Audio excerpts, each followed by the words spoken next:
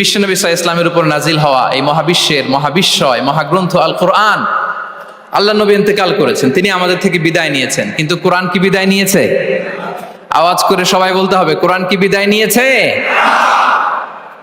কিয়ামত পর্যন্ত থাকবে। বিষ্ণু ইসা ইসলাম একটা আয়াত যেভাবে পড়তেন আমরা ঠিক হুবহু ওইভাবে পড়ি।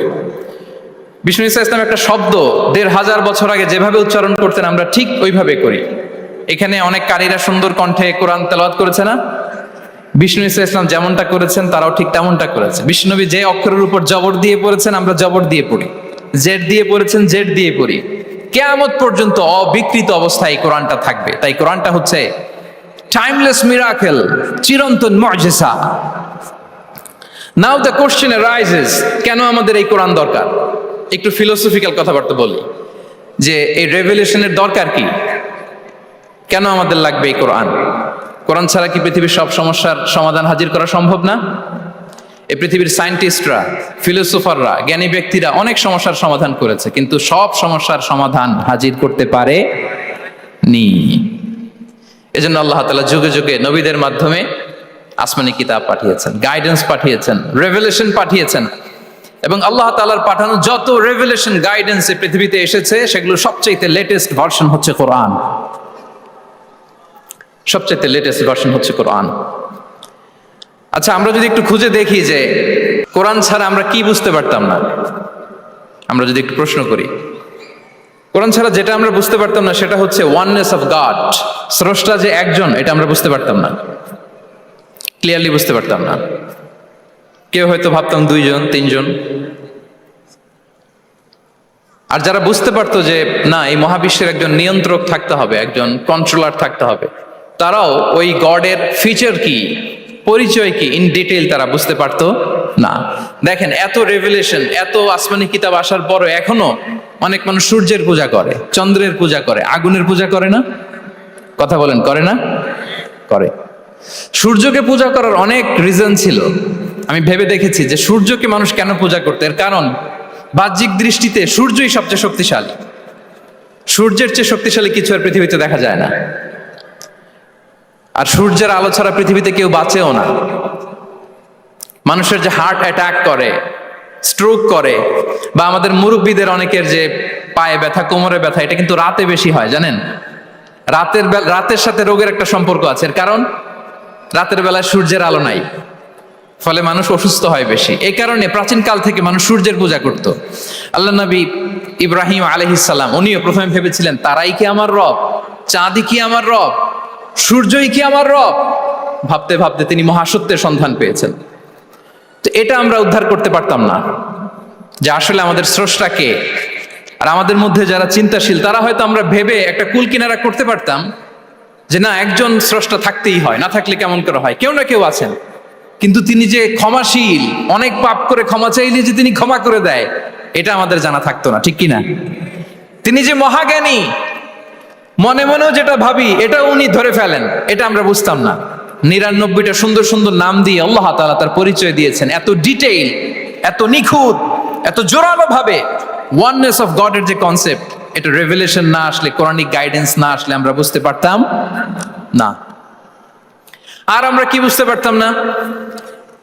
আমাদের এই পৃথিবীতে আসার কারণ কি, আমাদের পারপাস অফ লাইফ কি, এটা আমরা উদ্ধার করতে পারতাম না।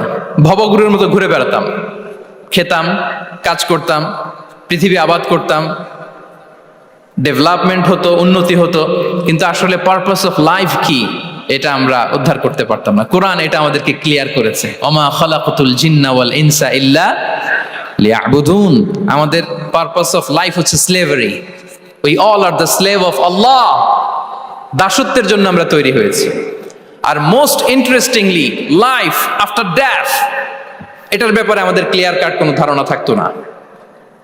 এই যে আমরা এখন বাই সিকোয়েন্স জানি যে আমরা মারা যাব, এরপরে কবরের আযাব, এরপরে আল্লাহর সুপ্রিম কোর্টের কাঠ গড়ায় আমাদেরকে দাঁড়াতে হবে, এরপরে হয় জান্নাত নয় জাহান্নাম, এবং সেটা আজীবন, চিরকালের জন্য।